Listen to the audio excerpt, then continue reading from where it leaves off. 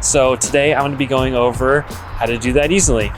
So first, let's talk about all the components that are involved.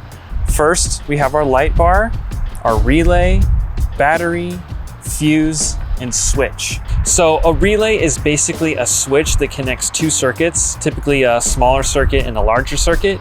And when the smaller circuit gets power, it activates the larger circuit. The benefit to this is that you can run smaller wires inside your cab and you don't have all that hot electricity and larger wires going into your cab.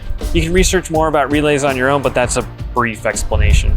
Now, the first thing to do is to identify where all these elements are going to be located in your vehicle so you know how much wire to run and you can pick the best path. It's going to be a little bit different for every vehicle, so you just got to pick a path that works for you.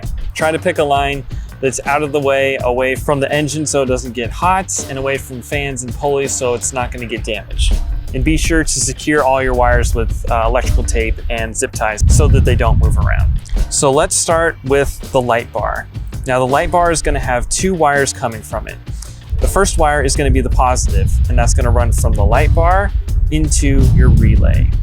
And the other wire is going to be your negative or ground wire. And you can either run that directly to your battery or you can ground it to the frame or chassis. Whenever I can, I always try to put my grounds to the frame or chassis. I want to minimize as many wires going to the battery as possible, just because whenever I need to change the battery, that's just less wires I have to deal with and disconnect. All right, the next wire we're going to do is the positive that goes from the battery to the relay. And we're going to install a fuse to prevent any damage in case of a power surge.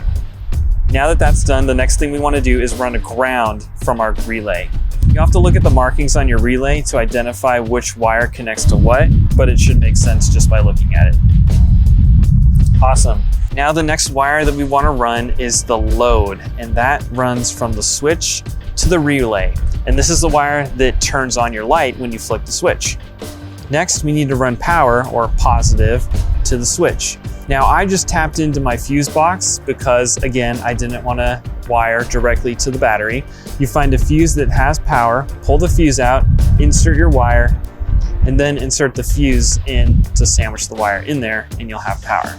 Now normally we would be done if we just had a normal switch, but since this switch has a light in it, we need to run a ground. That will complete the circuit, and the light in the switch will come on when you turn your light bar on. Great, now that you understand the basics of this diagram, let's look at it on my truck.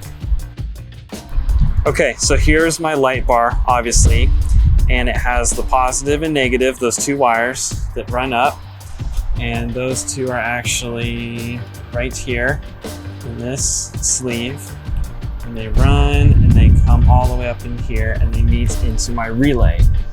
This is my relay right here, and here's my positive line that has the fuse in it that connects to the battery, which I have tapped in to here.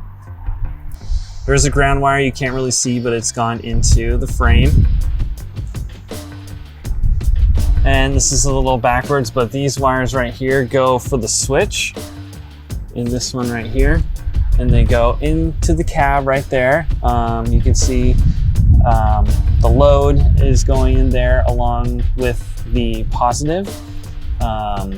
So we'll go in the cab in a second, but that red wire is the positive that goes into the fuse box. So that comes around here and it's going into the fuse box right here. You can see it back there.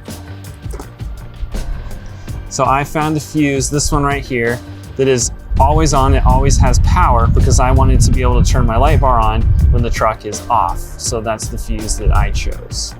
And there is a diagram on the underside of your lid right here, so you can look up your fuses and reference your manual to know exactly which fuse does what. And then that load wire comes in through the firewall into there and then just goes straight into the relay. Now if we come into the cab, here's my switch right here. So this has three connections on the back of it. It has the load, the positive, and the negative. So you can see that light comes on and off even when the truck is off. Now the cool thing about this is no matter what type of light you're installing, whether it's a light bar, whether it's A-pillar pod lights, whether it's a light bar on the roof, or even these under hood lights, it all gets wired the same way. So you can just follow that diagram and know that it's gonna work and you know exactly what to do. Thanks for watching, guys. I hope that helps. I hope that explains how to install a light bar and you feel confident to tackle installing one on your own. If you have any questions, comments, concerns, feel free to comment on my channel. I'll be happy to help you out. Please like and subscribe. That helps me out. That helps me create more content for you guys. If you're interested in any of the upgrades, mods, products that I've installed on my truck, you can find links for those in the description below. Thanks for watching, guys. We'll see you in the next one.